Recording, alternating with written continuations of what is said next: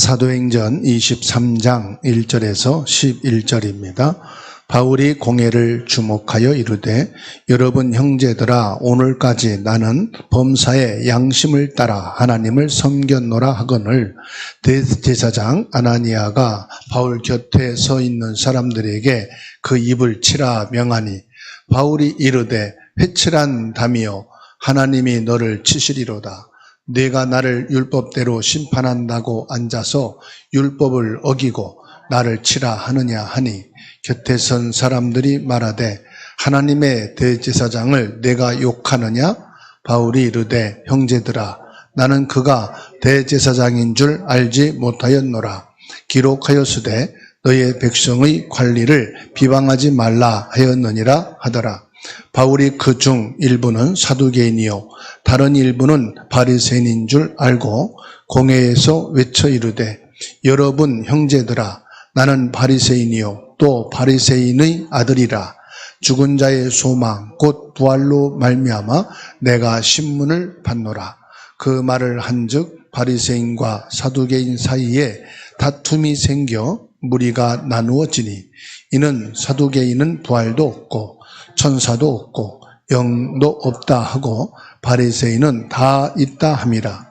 크게 떠들세 바리새인 편에서 몇 서기관이 일어나 다투어 이르되 우리가 이 사람을 보니 악한 것이 없도다. 혹 영이나 혹 천사가 그에게 말하였으면 어찌 하겠느냐 하여 큰 분쟁이 생기니 천부장은 바울이 그들에게 찢겨질까 하여 군인을 명하여 내려가 무리 가운데서 빼앗아 가지고 영내로 들어가라 하니라.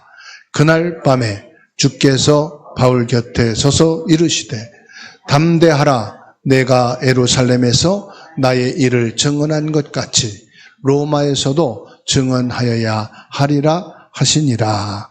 아멘. 오늘 11절 말씀을 보게 되면 그날 밤에 주께서 바울 곁에 서서 이르시되 담대하라. 내가 예루살렘에서 나의 일을 증언한 것 같이 로마에서도 증언하여야 하리라. 이 말씀을 통해서 그날 밤에 주께서 말씀하시되 이 말씀으로 우리가 응답을 받고 승리하는 신앙생활이 되어야 하겠습니다. 여러분 신앙생활을 어떻게 하면 잘할 수 있을까요? 신앙생활을 성공하는 길은 뭘까요? 한 가지만 오늘 말씀을 통해서 잡으면 됩니다.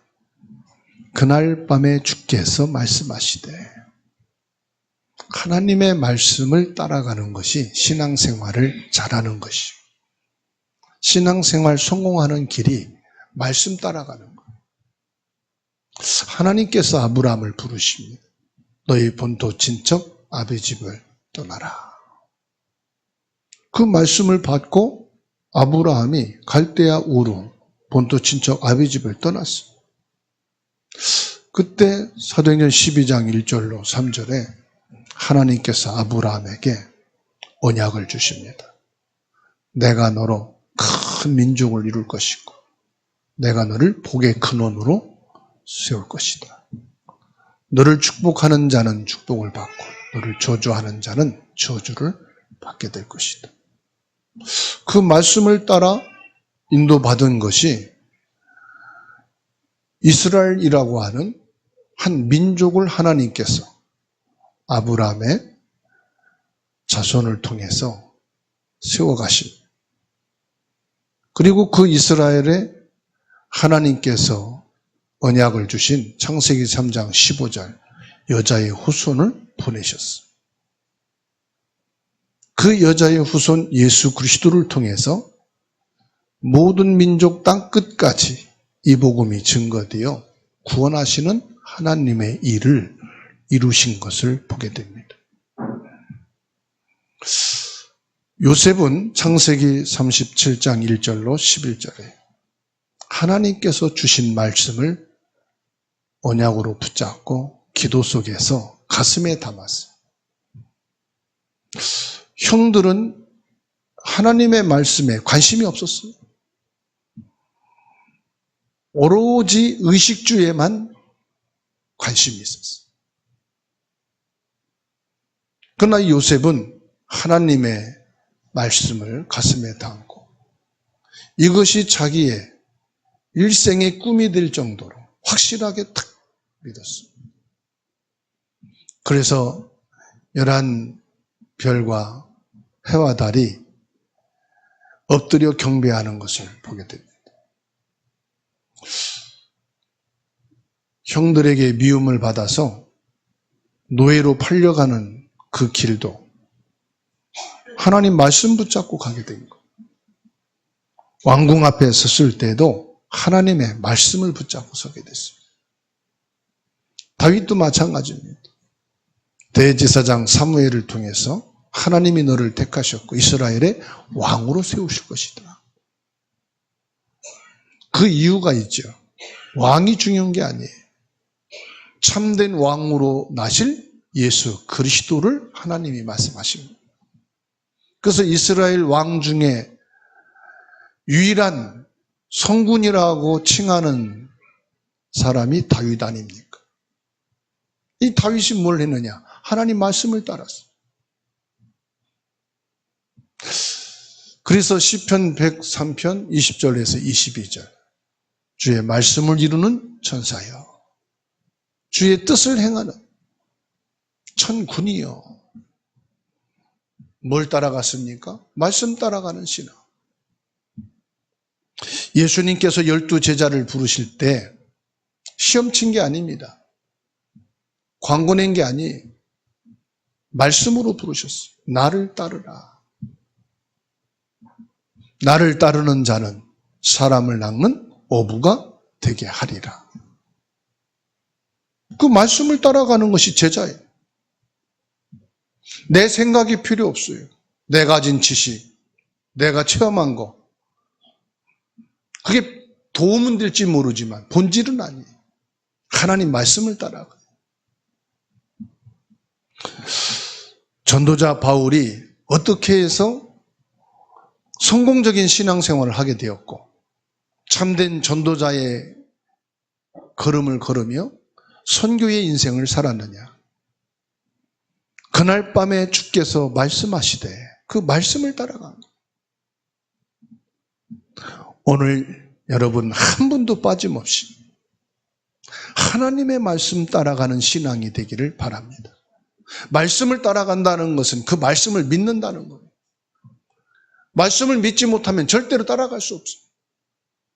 왜요? 내 생각도 있거든요. 내가 배운 지식도 있거든요. 내 주변에 많은 사람들이 조언도 하거든요. 아주 훌륭한 얘기도 있거든요.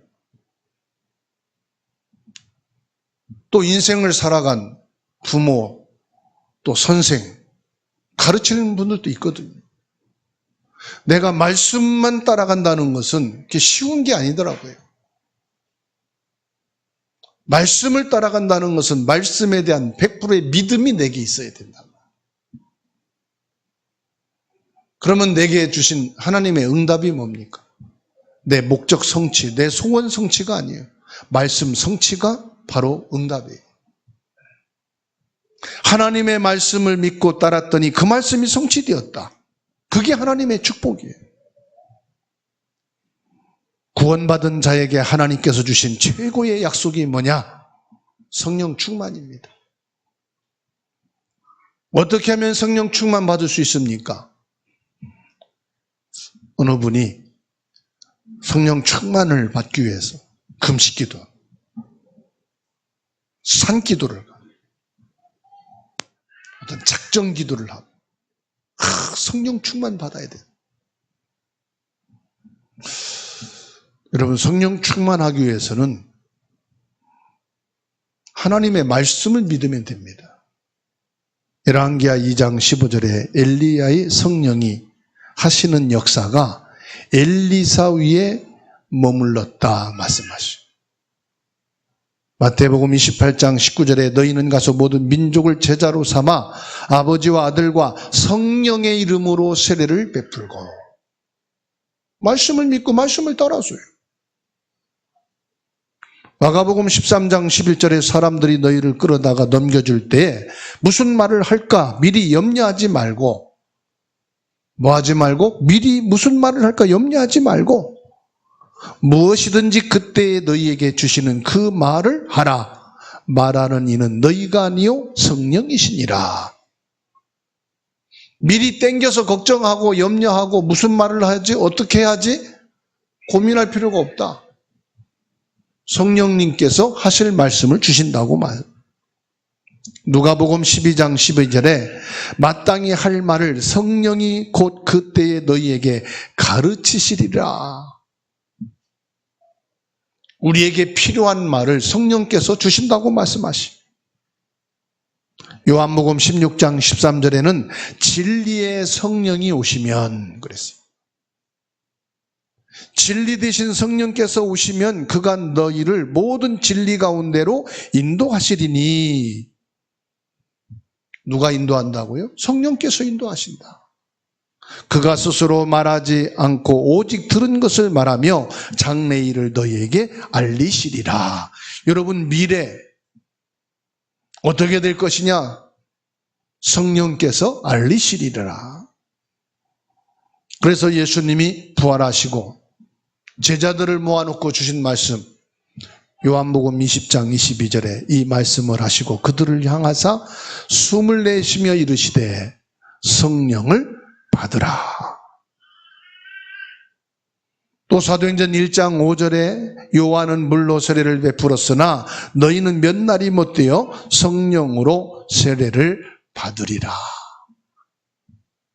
그리고 1장 8절에 오직 성령이 너희에게 임하시면, 뭘 약속하셨어요? 성령을 받으라. 성령을 받게 되면 너희가 권능을 얻게 될 것이고 그 힘을 얻어 예루살렘과 온 유대와 사마리아 땅끝까지 증인이 되리라. 증인은 뭘 말하죠? 본자를 말합니다. 가진 자를 말합니다. 근데 증인인데도 증인으로 못 서는 사람이 있어요. 보복할까 봐. 무서워서. 무슨 말입니까? 힘이 없으면 증인이 될 수가 없어요. 그래서 성령 충만한 사람, 무슨 말입니까? 너희는 증인이다. 증인으로 살아가는 거다. 그래서 가장 정상적인 신앙생활은 어떻게 하면 되느냐? 저 사람처럼 저렇게 열심히, 저 사람처럼 막 헌신하면서, 그게 기준이 아니에요. 성령 충만이 기준이에요. 그러면 성령 충만은 뭐 어떻게 해야 되는 겁니까? 성령 충만은요, 사람마다 기준이 달라요. 하나님의 역사가 달라요. 그래서 저 사람처럼 해야 된다, 이 교회처럼 해야 된다는 기준이 없어요. 하나님의 성령은 완벽하기 때문에 우리가 성령 충만하게 되면은 지극히 정상적인 신앙생활을 이루게 됩니다. 분명한 것은 여러분에게 와 있는 문제들이 있죠. 성령 충만하면 끝입니다. 왜요? 성령 충만하게 되면은 문제가 문제로 여기지질 않아요. 저 사람 문제 있는데 이 사람은 성령 충만이 아닌 거예요. 성령 충만하면 문제 있는 사람도 문제로 안 보인다니까요. 요셉은 자기 형들이 자기를 미워서 노예로 파는데도 미운 마음이 안 드는 거예요. 그게 성령 충만이에요. 사울 왕이 다윗을 죽이려고 군사를 이끌고 쫓아다니는데도 다윗은 그게 죽음의 위협이라고 생각을 안 하는 거예요. 오히려 여호와는 나의 목자가 되셔서 나의 길을 인도하시는 분이시다. 나의 생명과 나의 보호 되시는 분이 누구냐? 여호와 하나님이시다. 성령 충만하게 되면요, 위기가 위기로 안 보인다니까. 하나님이 나를 보호하시고 하나님이 호위하시고 하나님이 나의 반석이시고 요새가 되시고 나를 지키시고 보호하시는 분이시다. 확신에 찬 믿음을 고백하게 되는 거예요.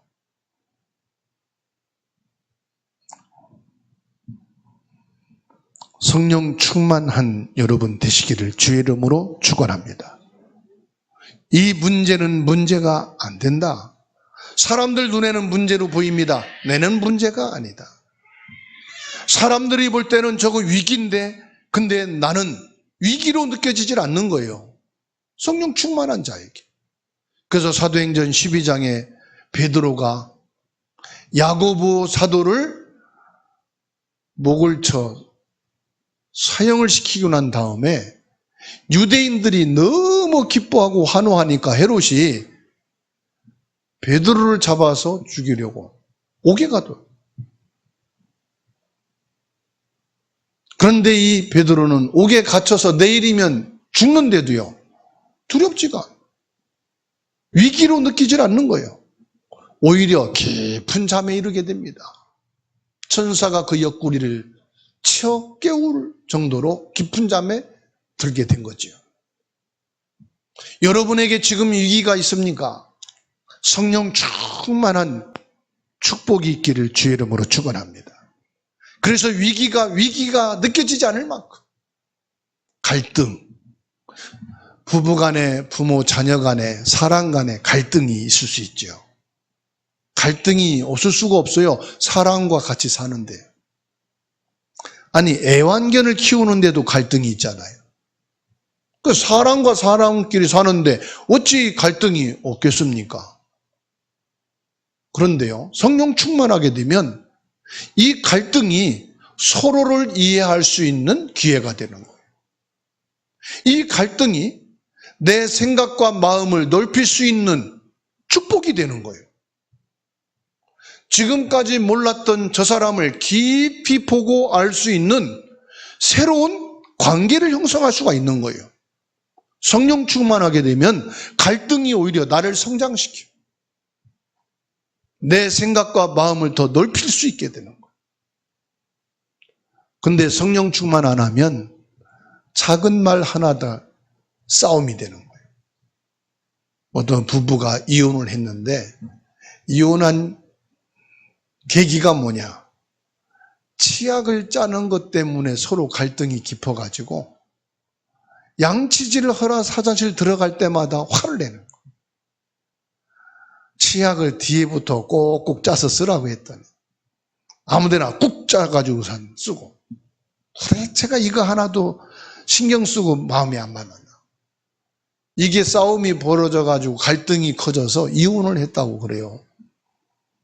그러니까 성령 충만 안 하면 싸움 안 될 것도 싸움이 되고요, 갈등이 안 될 것도 더 큰 갈등이 되어서 서로 헤어지게 돼요. 미워하게 돼요. 오늘 여러분 한 분도 빠짐없이 성령 충만하게 되기를 축원합니다.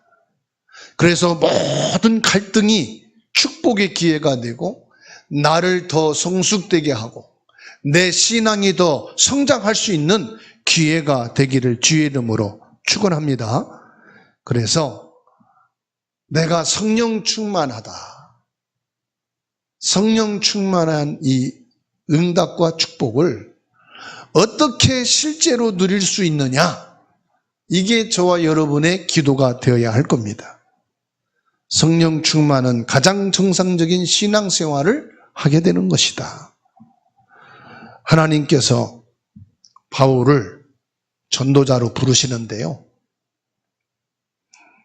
다메섹을 지나는 중에 큰 빛으로 부활하신 예수님이 바울에게 임하셨어요. 여기에는 아주 중요한 부분이 있습니다. 오늘 말씀해 보면은 바울이 뭐라고 말합니까? 나는 바리새인이요, 바리새인 가정에서 태어난 사람이다. 그러면서 뭐라고 말합니까? 바리새인은 천사도 믿고 성령도 믿고 영도 믿고 부활도 믿는 자다. 그러니까 이 바울은 바리새인 교육을 받고 바리새인으로 율법에 아주 능통한 자이지만 영적인 사실을 믿는 사람이, 반대로 사두개인은 천사도 안 믿고 성령도 안 믿고 영도 안 믿고 부활도 안 믿고 영적인 것은 하나도 안 믿는 사람들. 영적인 사실을 인정하는 바리새인 바울에게 부활하신 주님이 임재하셨어요. 무슨 말인지 아시죠? 영적인 사실을 믿는 자와 육신적인 것만 믿는 자들 있다 이 말이에요. 여러분은 뭘 믿습니까? 영적인 사실은 안 믿어지는데 육신적인 예수님이 땅에 오신 하나님의 아들이라는 건 믿어집니까? 또 예수님이 하나님의 아들로 육신을 입고 온 것은 안 믿어지지만은 예수님이 영으로 역사하시고 지금 성령으로 역사하고 계시다. 이것만 믿어지십니까?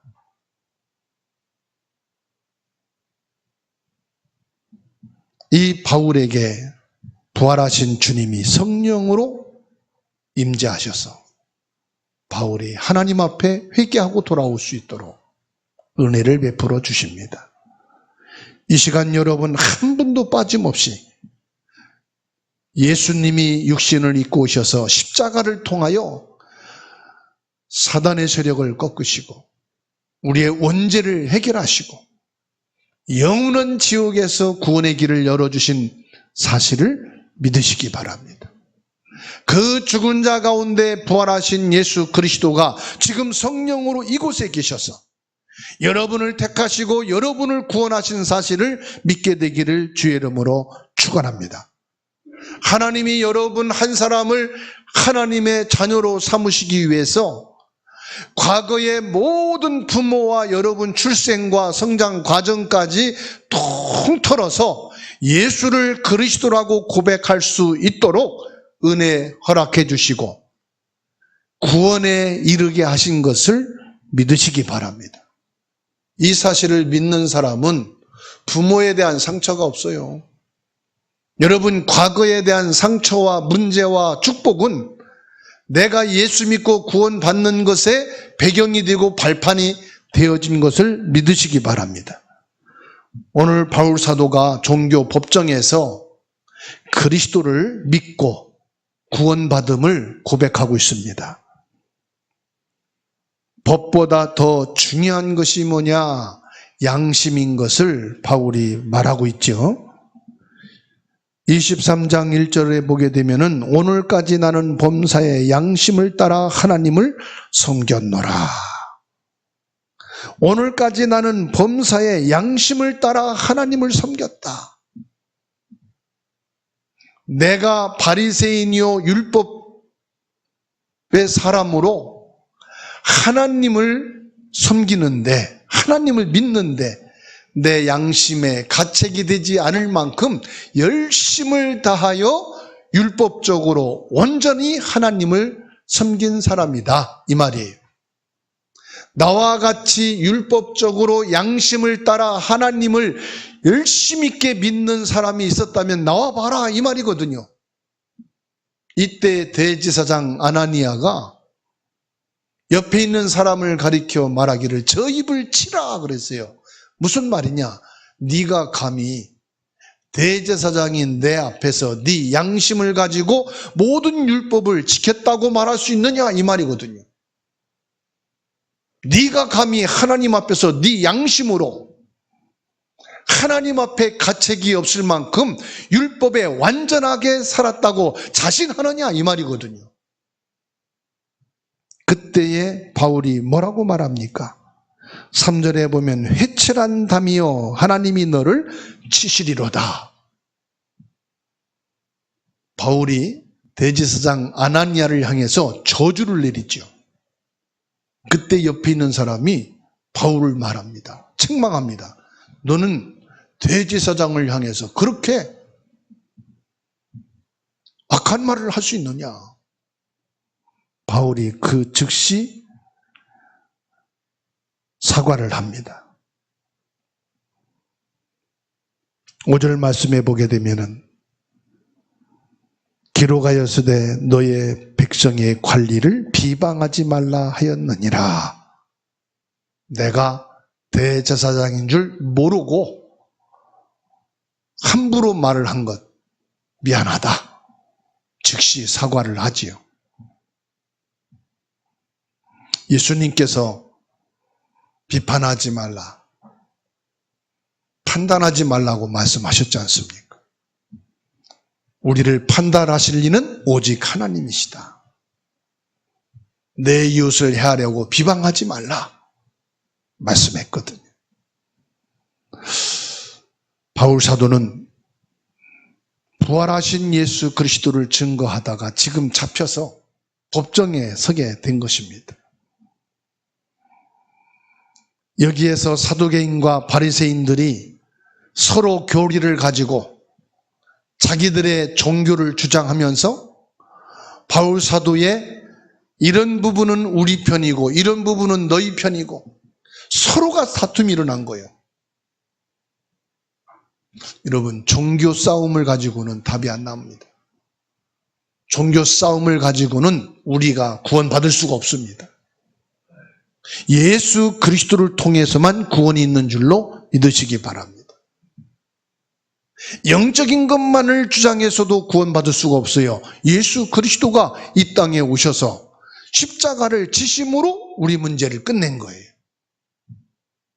육신으로 오신 예수님만을 믿음으로 구원받을 수 없어요. 성령으로 잉태하신 사실이 또 인정이 돼야 돼요.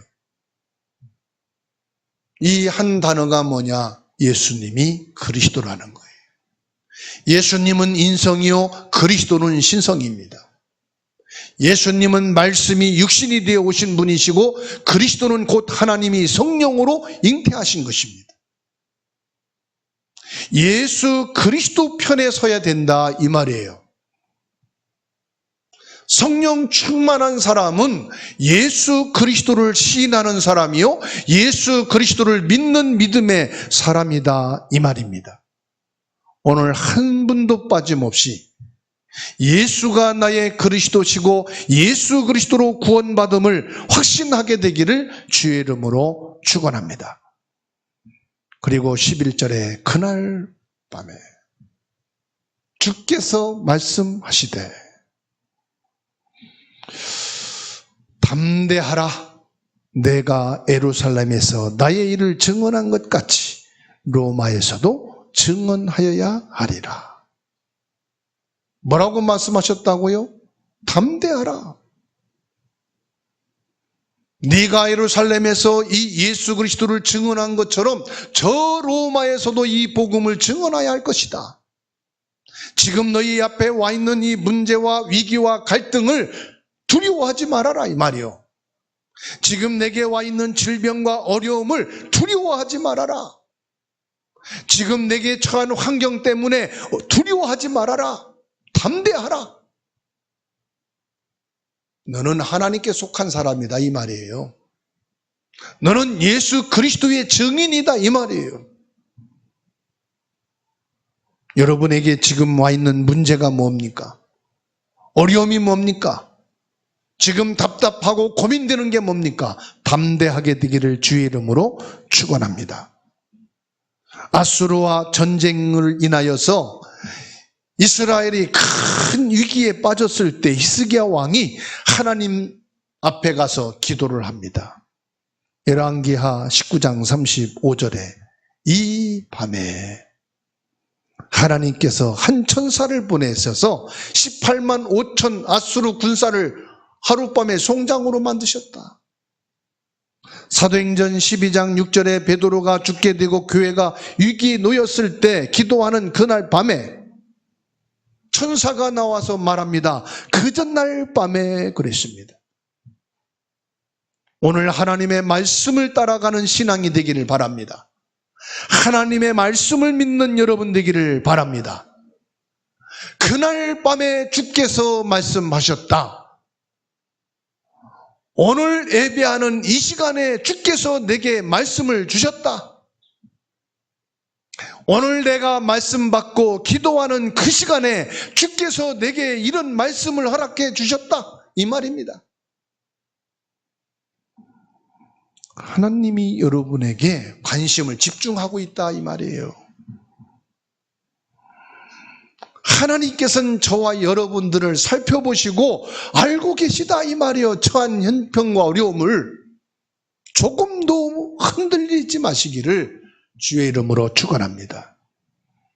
결론으로 우리가 기도해야 될 부분이 뭡니까? 기도 제목을 바르게 잡아야 돼요. 첫 번째로 예수 그리스도가 체험돼야 됩니다. 예수 그리스도가 체험돼야 된단 말은 무슨 말입니까? 예수 그리스도는 참된 왕으로 사단을 꺾고 참된 제사장으로 원죄를 해결하고 참된 선지자로 하나님께 나가는 구원의 길, 생명의 길이시다. 당연하죠. 그걸 체험하라는 게 아니에요. 예수 그리스도를 체험해야 된단 말은 예수 그리스도는 모든 것이다. 이게 여러분에게 확신이 들어야 된단 말이에요. 예수 믿으려니까 질병이 생기고 경제 어려움이 오고 사랑과의 갈등이 생기고 너무 신앙생활이 어렵다. 그리스도가 아직 체험이 안 된 거예요. 내게 지금 와 있는 어려움과 문제가 있지만은 그리스도는 모든 것이다. 그것과 상관없이 예수는 그리스도다 이 말이에요. 이게 내게 체험이 되어야 나오는 거예요. 예수 그리스도는 내게 충분하다. 여러분 부족한 거 있습니까? 당연히 있겠죠. 그거를 뛰어넘어서 그리스도면 충분하다. 이게 여러분에게 가슴에 담겨 있는 것이 체험입니다. 문제 많아요. 저도 갈등 많아요. 힘든 건 많아요. 그런데 그거를 뛰어넘어서 나는 그리스도면 충분하다. 그리스도가 내게 있기 때문에 그것도 문제가 안 된다 이 말이에요. 사람은 완전할 수가 없어요. 안전한 가정도 없어요. 완전한 회사도 없어요. 이 땅에는. 그렇죠? 완전한 정치인, 목회자 없어요. 그리스도만 완전하시네요. 그래. 그래서 저 사람도 그리스도가 필요하지. 나도 그리스도가 필요하고 이 가정에 그리스도가 필요하고 우리나라에 필요한 것이 그리스도지. 완전한 정부가 어디 있어요? 완전한 교회가 어디 있어요? 그렇지 않습니까? 여러분, 한 사람을 바보로 만들고 무너뜨리는 것은 간단합니다. 그 사람의 24를 살피고 약점, 문제되는 거, 거스리는 거 요것만 찾아서 기록해가지고 그것만 계속 공격하면 돼. 그러면 그 사람을요 나쁜 사람으로 만들고 그 사람을 완전히 무너뜨릴 수가 있어요. 반대로 살리는 게 간단합니다. 이 사람을 어떻게 하면 힘을 주고 이 사람을 어떻게 하면은 확신을 주고 어떻게 하면 이 사람에게 희망과 소망되는 것을 찾아주고 어떻게 하면 이 사람에게 힘을 주는 말을 할 것인가. 그것만 생각하고 그것만 연구해서 계속 해보세요. 그래서 어떤 연구인이 사과 2개를 놓고 연구했다잖아요. 사과 하나는 보는 순간부터 계속 저주, 재앙. 그리고 하나의 사과는 계속 축복하고 축복을 주고 칭찬하고 저주하고 막 이상한 얘기만 한 사과는 폭삭 썩어버리고 좋은 말만 계속 해주는 사과는 썩지 않고 있더란 말이죠. 그래서 이 혀의 능력이라 하는 책도 나왔잖아요. 여러분이 진짜 그리스도를 체험하셔서 그리스도는 모든 것이다. 나는 많은 어려움과 갈등과 문제, 약점도 있지만 그리스도면 충분하다. 그리스도만이 완전하다. 이게 여러분 가슴에 탁 24 누려지게 되기를 주의 이름으로 축원합니다. 두 번째 기도는 여러분 가슴 속에 우리 가정과 교회 안에 이방인을 향한 기도가 있어야 돼요. 그리고 병들고 시달리고 고통당하는 사람들을 살피고 이들을 관심 갖는 치유의 뜰이 있어야 됩니다. 그리고 우리 자녀와 후대들이 그리스도의 언약을 가진 렘넌트로 영적 서밋이 되어야 할 줄로 믿습니다.